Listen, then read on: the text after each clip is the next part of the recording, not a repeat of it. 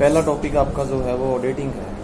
Auditing में सबसे पहले जो क्वेश्चन आ रहा है ये बोलते हैं कि ऑडिटिंग जो निकली है वो कहाँ से निकली है, क्योंकि ऑडिटिंग का मीनिंग तो यही होगा बुक्स की हमने वेरिफिकेशन करनी है। जितनी भी आपकी कंपनी में बुक्स बनी हैं, बुक्स ऑफ अकाउंट्स या फिर फाइनेंशियल स्टेटमेंट बनी है, उन दोनों को आपस में मैच करना है कि एक्चुअल में दोनों सही बने हुए हैं या नहीं, क्योंकि बुक्स ऑफ अकाउंट्स और फाइनेंशियल स्टेटमेंट में डिफरेंस फाइंड करना ही ऑडिट करना होता है।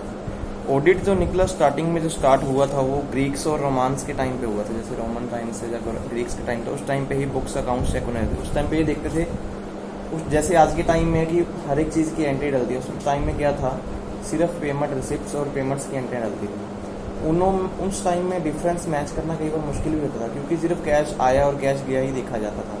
कौन सी एंट्री उधार में गई या कौन सी एंट्री उधार में गई वो चीज़ नहीं देखी जाती थी।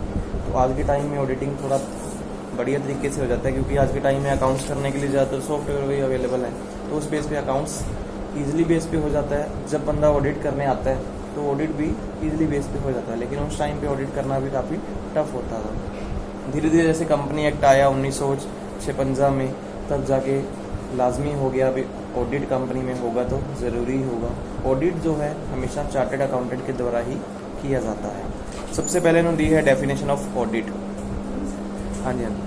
ऑडिट की डेफिनेशन क्या है? Auditing is systematic examination of books of accounts organisation in order to find the verified reports facts regarding the financial operation and result. Audit का मेन मकसद यही है कि जितनी भी आपकी बुक्स ऑफ अकाउंट्स बनी हैं उनमें फैक्ट फाइंड करना कि कहाँ पर कोई फ़र्क पड़े हैं। जो आपकी बुक्स बनी है, कई बार बुक्स में एंट्रियाँ कुछ और होती हैं, जब फाइनेंशियल स्टेटमेंट बनी होती है कुछ और होती हैं, जब बिना मैच किए ही बना दिए जाती हैं फाइनेंशियल स्टेटमेंट। तो उन चीज़ों का डिफरेंस फाइंड करना, कई बार के काफ़ी टाइम के कोई फ्रॉड भी होते हैं जो फाइंड किए जाते हैं ऑडिटिंग में। ऑडिटिंग को हम कैसा साइंटिफिक भी बोल सकते हैं या मैनुअल तरीके से भी बोल सकते हैं। ज़रूरी नहीं है कि ऑडिटिंग आप बोले जाएंगे भी सिस्टमेटिक ही होगी या साइंटिफिक, ये दोनों तरीके से होती है। सिस्टमेटिक क्या होगा, कोई रूल्स उसमें अप्लाई होते हैं। ये नहीं है कि बिना मतलब से कहीं से भी कोई बुक्स उठा के चेक कर दी भी ऑडिट हो गया, ऐसा नहीं है। उसको चेक करने के लिए रूल बने हुए हैं। साइंटिफिक मेथड क्या होगी, हमेशा सॉफ्टवेयर के थ्रू ही होती है। जितना रिकॉर्ड्स होगा वो सारा सॉफ्टवेयर में अपलोड करते चले जाते हैं कि जो जो रिपोर्ट बनती चली जा रही है। फिर उसकी लास्ट में एक फाइनल रिपोर्ट बना देते हैं ऑडिट की, जहाँ जहाँ पे फ्रॉड निकलते हैं फ्रॉड का अलग से लिख देते हैं, जहाँ पे मैचिंग होती चलती है वहाँ पर टिकल करते चले जाते हैं। तो ऑडिटिंग प्रोसेस जो है हमारी बुक्स का एग्जामिनेशन करना है ऑर्गेनाइजेशन के फैक्ट के ऊपर। जैसे ऑर्गेनाइजेशन चाहती है वैसे ही ऑडिट होता है, लेकिन ऑडिट हमेशा हर एक कंपनी के लिए ज़रूरी है जो 1956 कंपनी एक्ट में रजिस्टर्ड हुई है। जो कंपनी रजिस्टर्ड नहीं है, जिसकी टर्नओवर कम है, जैसे एग्जाम्पल मान लीजिए जिसकी कंपनी की टर्नओवर 20 लाख से कम है, तो उनको ऑडिट ज़रूरी नहीं है। जिनका 20 लाख से टर्नओवर ज़्यादा है, टर्नओवर बताना क्या होता है, लेकिन पूरे एनुअल सेल, पूरे साल की सेल 20 लाख से ज़्यादा, तो उनको ऑडिट करवाना भी ज़रूरी होता है। तो ऑडिट करवाएंगे, तो अगर नहीं करवाते तो उनके ऊपर जुर्माना वगैरह भी लगता है। ऑडिट और अकाउंटिंग में डिफरेंस क्या है? सबसे पहले अकाउंटिंग में क्या है, हम बुक्स ऑफ अकाउंट्स सारी बुक्स जो है रिकॉर्ड करते हैं। ऑडिटिंग क्या करता है, उन चीज़ों की वेरिफिकेशन करते हैं, क्योंकि अकाउंट्स में सारी बुक आपने लिखनी है। अगर हैंड से काम कर रहे हैं तो सभी बुक्स आपको हाथ से लिखनी पड़ेंगी, अगर सॉफ्टवेयर में काम कर रहे हैं तो सभी एंट्री पोस्ट करनी पड़ेंगी। लेकिन ऑडिटिंग क्या है, इन सभी एंट्रीज का वेरिफिकेशन करना होता है। सेकेंड पॉइंट उन्होंने लिखा है ऑडिटर, जो ऑडिटर कंपनी में आएगा हमेशा वो पूछता है आपने जो एंट्री डाली है, जब कोई बुक्स ऑफ अकाउंट्स लिखी हैं वो कैसे लिखी हैं। लेकिन अकाउंट्स में क्या है, एक मेथड्स बने हुए हैं, उसके जरिए वो एंट्री पास होती है। ऑडिट अकाउंट्स के बिना हो ही नहीं सकता। जब तक आपके अकाउंट्स बने नहीं होंगे तब तक ऑडिट हो ही नहीं सकता। तो ये पॉइंट आपका मेन उसमें डिफरेंस में आ सकता है। जैसे इन्होंने 3 पॉइंट बनाए हैं, अगर आपके दिमाग से कोई और पॉइंट निकलता है तो बताइए भी ऑडिट और अकाउंट्स में क्या फ़र्क हो सकता है। नेक्स्ट अगर जो आपका बड़ा क्वेश्चन 10 नंबर में आ सकता है वो है ऑब्जेक्टिव ऑफ ऑडिट। इस पेज पे तो आपके पास 2 दिए हैं, हम पेज नंबर आगे चलते हैं। मेन जो आपके पास 10 नंबर का क्वेश्चन आगे दिया हुआ पेज नंबर पे 7 पे। कंपनी में अगर ऑडिट किया जाता है उसके ऑब्जेक्टिव क्या हैं? 2 ऑब्जेक्टिव होंगे, प्राइमरी ऑब्जेक्टिव और सेकेंडरी ऑब्जेक्टिव। सबसे पहले बात करते हैं प्राइमरी ऑब्जेक्टिव। कंपनी में जो ऑडिट किया जाएगा, मेन ऑब्जेक्टिव उसका है कि कंपनी में जो आपकी फाइनेंशियल स्टेटमेंट बनी है, या कंपनी की बिजनेस की वैल्यू जो आपकी दिखाई गई है, उसको ट्रू एंड फेयर वे से दिखाया जाए। मतलब उसमें किसी भी प्रकार का कोई पक्षपात ना हुआ हो, या किसी प्रकार की कोई रॉन्ग एंट्री ना पास हुई हो। तो एक्चुअल में चेक किया जाता है कि बिजनेस की जो वैल्यू दिखाई जा रही है वो एक्चुअल सही है। मान लो कोई कंपनी शेयर कैपिटल इशू करती है, शेयर कैपिटल जब इशू करेगी, जो जिस बंदे ने शेयर खरीदने हैं तो किससे देखेगा, हमेशा कंपनी की बैलेंस शीट वगैरह ही देखता है, लेकिन वो साथ में ये देखता है कि एक्चुअल में कंपनी की बैलेंस शीट जो बनी हुई है किसी चार्टर्ड अकाउंटेंट ने पास की हुई है या नहीं है, और साथ में ऑडिट रिपोर्ट लगी हुई ज़रूरी है। कम से कम 15-20 की ऑडिट रिपोर्ट्स होती है, 15-20 पेज की ऑडिट रिपोर्ट्स हमेशा बैलेंस शीट के साथ अगर लगी होगी तो उस कंपनी की बैलेंस शीट को वैलिड माना जाता है। जिसके साथ नहीं लगी होती उसका मतलब ये होता है कि या तो उनका ऑडिट ज़रूरी नहीं है, अभी टर्नओवर उनकी कम है, अदरवाइज ज़रूरी होता है कि जब कंपनी में बैलेंस शीट्स बनी हैं तो उनका ऑडिट होना भी ज़रूरी है। उससे क्या है, कंपनी के बिजनेस की एक्चुअल वैल्यू हमें पता लग जाती है। ये जो मेन ऑब्जेक्टिव है कंपनी में, किसी भी कंपनी में मान लो ऑब्जेक्टिव मेन होगा वो ऑडिट का ही होगा, तो अगर उसकी टर्नओवर भी ज़्यादा है प्लस उसने चार्टर्ड अकाउंटेंट ने साइन की हुई है। उसके बाद आपके पास है सेकेंडरी ऑब्जेक्टिव। सेकेंडरी ऑब्जेक्टिव में सबसे पहले आ रहा है डिटेक्शन ऑफ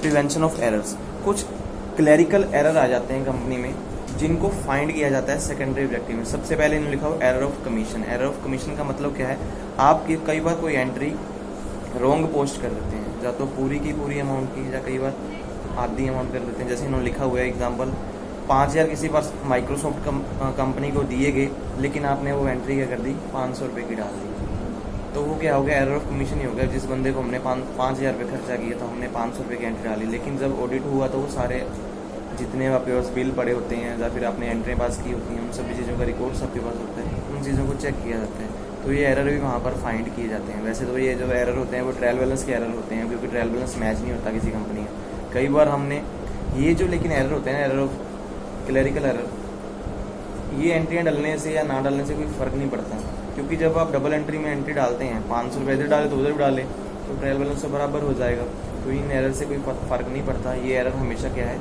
जब हम एग्जामिन करते हैं बुक्स की तभी जाके निकलता है। सेकंड है एरर ऑफ ओमिशन। कई बार आप कोई एंट्री डालना ही भूल गए, कोई एंट्री हमारे पास कोई बिल आया हमने पोस्ट ही नहीं किया, हमने बोला भी आज बिल आया था, सारा दिन मैं काम करके थक गया तो सुबह मेरे को लगा भी कल ही पास करेंगे या उसको अगले दिन पास करेंगे, तो वो बिल साइड में पड़ा रहा तो वो एंट्री पास ही नहीं हुई, लेकिन बाद में हम बुक्स में ज़रूर लगा दिया, तो वो फाइंड एग्जामिन करके ही होगा। फिर उसके बाद है कंपनसेटिंग एरर। कंपनसेटिंग एरर क्या होगा, मान लो आपके पास 2 एंट्रियाँ आ गई, एक 5,000 की एंट्री आ गई, एक 500 रुपये की एंट्री आ गई। आपने 500 वाली को 5,000 बना दिया, 500 वाली को 5,000 बना दिया, तो उसमें गड़बड़ कुछ भी नहीं होती क्योंकि ट्रायल बैलेंस तो बराबर आना है, लेकिन ये जब बुक्स चेक होंगी तब ये एरर फाइंड होते हैं। या फिर जब किसी कंपनी की बैलेंस शीट बोल रहा हूँ, जब किसी कंपनी की हम स्टेटमेंट्स वगैरह मंगाते हैं, अकाउंट स्टेटमेंट, तो उसको मैच करेंगे तब जाके निकलते हैं। मोस्टली तो एरर ऑडिट में हम निकाल ही देते हैं, ये कंपनी के सेकेंडरी ऑब्जेक्टिव में आते हैं। उसके बाद कुछ एरर ऐसे भी होते हैं जिनको हम कहता होली या पार्सली हम देखते हैं भी निकलते हैं, कुछ एरर होते हैं। सबसे पहले एरर ऑफ डुप्लीकेशन। कोई एंट्री आपने डबल ही पास कर दी, कोई किसी को पैसे दिए या किसी से कोई पैसे आए उसकी एंट्री आपने डबल पास कर दी। कई बार ऐसे ही होता है किसी कंपनी में कोई बंदा फ्रॉड करने की कोशिश कर रहा है, मान लो सैलरी की एंट्री डबल डाल दी किसी बंदे की, तो डुप्लीकेशन एरर आता है, तो वो चीज़ें हम ऑडिट में फाइंड करते हैं। Error of principle. कोई एंट्री आपने गलत प्रिंसिपल में डाल दी, मान लो रिसिप्ट की एंट्री थी आपने जरूर पास कर दी है, या रिसिप्ट को आपने खर्चा ही बना दिया कुछ, या किसी को पेमेंट दी उसको खर्चे में एंट्री डाल दी है, तो कुछ ना कुछ परचेज़ की एंट्री आपने सेल में चढ़ा रखी है, तो वो सारी चीज़ें हमारी निकलती हैं ऑडिट। उसके बाद है detection and prevention of fraud. ये भी आपका सेकेंडरी ऑब्जेक्टिव में आता है। सबसे पहले इन्होंने लिखा है मिस एप्रोप्रिएशन ऑफ कैश। जब आप कहते हैं कैश को गलत यूज़ करते हैं, कैश को गलत कैसे यूज़ किया जाता है, जो पेमेंट्स आपने कभी की ही नहीं है उनके एंट्री डाली, जैसे लिखा फिक्सिस पेमेंट्स, जिन पेमेंट्स के बारे में कंपनी को पता ही नहीं है, जब कोई रिकॉर्ड्स ही नहीं है, वो एंट्री डाली हुई है। कैश की एंट्री ऐसे डल रही, खर्चा मान लो tea coffee expensive daily base पे डलते ही चला जा रहा है, जबकि हो ही नहीं रहा। जिस बंदे को पैटी कैशियर बनाया हुआ वो डालता चला जा रहा है, या किसी आगे बंदे की जिम्मेवारी लगाई है वो डाल रहा है। Recording more amount than the actual amount of payment. आपके पास जो रिसिप्ट्स पड़ी हैं वो कम अमाउंट की हैं, आपने एक्चुअल अमाउंट ज़्यादा चढ़ा रखी है, तो ये एंट्रियाँ भी फाइंड हो जाती हैं। Suppressing receipts. कुछ ऐसी रिसिप्ट्स चढ़ा रखी हैं जिनके बारे में पता ही नहीं होता, कुछ ऐसे ही लिख दिया किसी के बंदे से पैसे आ गए, लेकिन हमारे पास उस चीज़ का रिकॉर्ड ही नहीं है। वो एक लिए हमारे पास क्या सरप्राइज ही होते हैं, भी हमें पता ही नहीं है उस बंदे ने पैसे दिए हैं नहीं दिए, रिकॉर्ड्स में हम उसका पैसा कम कर देते हैं। Recording fewer amounts than the actual amount of payments जितनी देनी थी उससे ज़्यादा, कम अमाउंट आपने चढ़ाई है, ज़्यादा देनी थी अगर उससे ज़्यादा चढ़ा दी है, तो ये चीज़ों का डिफरेंस भी हमारा किससे निकल के आता है, ऑडिट करने से।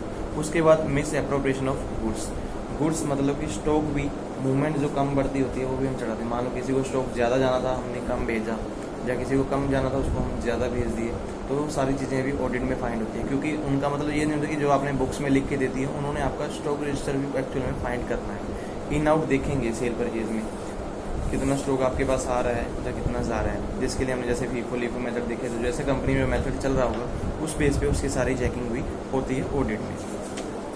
Falsification of manipulation of accounts, कुछ एंट्रीज आपने गलत ही चढ़ा रखी हैं या जिनका कोई लेना देना है ही नहीं अकाउंट्स में, अपनी बेस पे आपने चढ़ा रखी हैं भी। कोई कैश, जैसे हम एग्जांपल मान ले भी पैसा हमारी कंपनी में हमने लिख दिया भी, कोई ओनर ही ले गया, एक्चुअल में ओनर लेके गया ही नहीं है, ओनर आते नहीं है, या किसी को कमीशन हमने एक्स्ट्रा ही दे दी है जबकि कमीशन गया ही नहीं। जैसे मान लो कंपनी में कोई ऑडिटर आए या फिर HOD आए, वो क्या सैलरी बेस पे तो होते नहीं है उनको कंपनी में कमीशन मिलता है। जैसे जैसे कोई मीटिंग्स होंगी वो मीटिंग में आएंगे उनको पैसे मिलते हैं, लेकिन एक्चुअल में हमने वो पैसे दिए तो है नहीं, हम चढ़ाते चले जा रहे हैं कंपनी में मीटिंग हुई थी, उस मीटिंग का रिकॉर्ड है नहीं, तो वो भी एंट्रियाँ फाइंड होती हैं सारी ऑडिट में जाकर।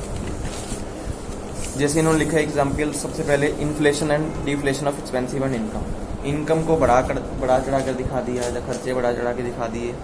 राइटिंग ऑफ एक्सेस और लेस बैड डेबिट्स, जो हमारे पास बैड डेबिट्स थे उनको कभी ज़्यादा दिखा दिया आपने, कभी कम कर दिया, ये खर्चे भी हो जाते हैं।